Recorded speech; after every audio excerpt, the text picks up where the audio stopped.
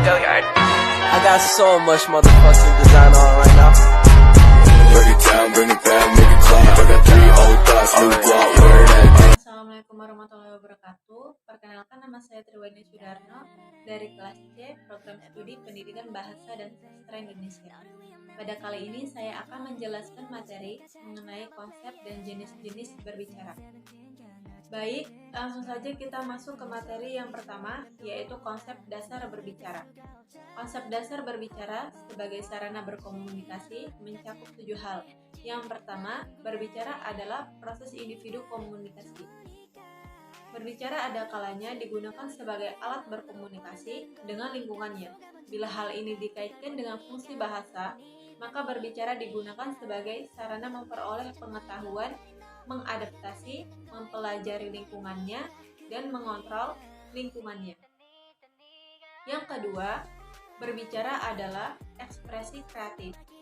Melalui berbicara kreatif, manusia melakukan tidak sekedar menyatakan ide, pesona ucapan kata, dan dalam menyatakan apa yang hendak dikatakannya, tetapi dia menyatakan secara murni, fasih, ceria, dan spontan.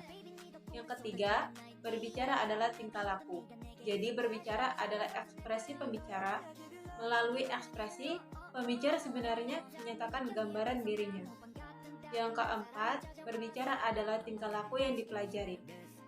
Berbicara sebagai tingkah laku sudah dipelajari oleh siswa di lingkungan keluarga, tetangga, dan lingkungan lainnya di sekitar tempatnya hidup sebelum mereka masuk ke sekolah.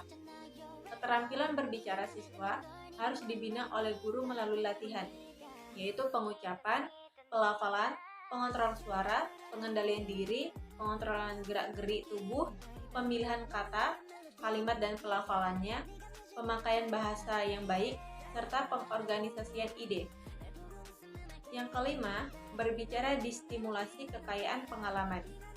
Bila terisi oleh pengetahuan dan pengalaman yang kaya, maka dengan mudah yang bersangkutan menguraikan pengetahuan dan pengalamannya itu. Bila pembicara miskin pengetahuan dan pengalaman, maka yang bersangkutan akan mengalami kesukaran dalam berbicara.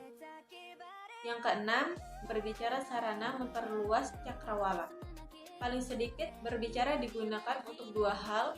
Yang pertama, untuk mengekspresikan ide, perasaan, dan imajinasi. Kedua, berbicara dapat juga digunakan untuk menambah pengetahuan dan memperluas cakrawala pengalaman.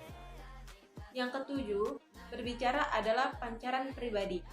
Gambaran pribadi seseorang dapat diidentifikasi dengan berbagai cara. Kita dapat menduganya melalui gerak-geriknya, tingkah lakunya, kecenderungannya, kesukaannya, dan cara bicaranya. Dari selanjutnya yaitu jenis-jenis berbicara. Jenis-jenis berbicara dibagi menjadi 5. Yang pertama, berbicara berdasarkan tujuannya, yaitu berbicara untuk tujuan memberitahukan. Kemudian berbicara menghibur. Berbicara untuk menghibur memerlukan kemampuan menarik perhatian si pendengar. Kemudian pembicara harus pandai merayu, mempengaruhi, atau meyakinkan si pendengarnya. Yang kedua, berbicara berdasarkan situasinya, yaitu berbicara formal, misalnya ceramah dan wawancara. Kemudian berbicara informal, yaitu seperti bertelepon. Yang ketiga, berbicara berdasarkan cara penyampaiannya, yaitu berbicara berdasarkan mendadak atau spontan, berbicara berdasarkan catatan, berbicara berdasarkan hafalan, berbicara berdasarkan naskah. Yang keempat, berbicara berdasarkan jumlah pendengarnya. Berbicara antar pribadi. Berbicara antar pribadi terjadi jika 2 orang membicarakan sesuatu. Yang kedua, berbicara dalam kelompok kecil. Pembicaraan seperti ini terjadi antara pembicara dengan sekelompok. Kecil pendengar yaitu 3-5 orang. Yang ketiga, berbicara dalam kelompok besar. Jenis berbicara seperti ini terjadi apabila pembicara menghadapi pendengar yang berjumlah besar.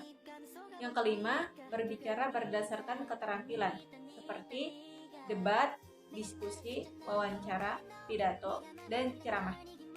Demikian materi yang bisa saya sampaikan. Billahi taufiq wal hidayah. Wassalamualaikum warahmatullahi wabarakatuh.